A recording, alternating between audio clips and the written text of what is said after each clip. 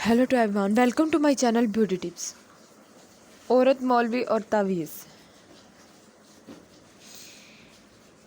एक खातून एक मौलवी साहब के पास गई। मौलवी साहब कोई ऐसा तावीज़ लिख दें कि मेरे बच्चे रात को भूख से ना रोया करें। मौलवी साहब ने तावीज़ लिख दिया। अगले ही रोज़ किसी ने रुपयों से भरा थैला इनके सेन में फेंक दिया।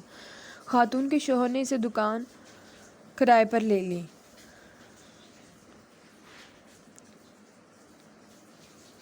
दोबारा कारोबार में बरकत हुई और दुकानें बढ़ती गईं और पैसे की रील पेल हो गई। एक दिन खातून की नज़र इस पुराने संदूक पर पड़ी जिस तोन पर पड़ी जिसमें उन्होंने तावीज़ को महफूज रखा था। जाने मौलवी साहब ने तावीज़ में क्या लिखा है।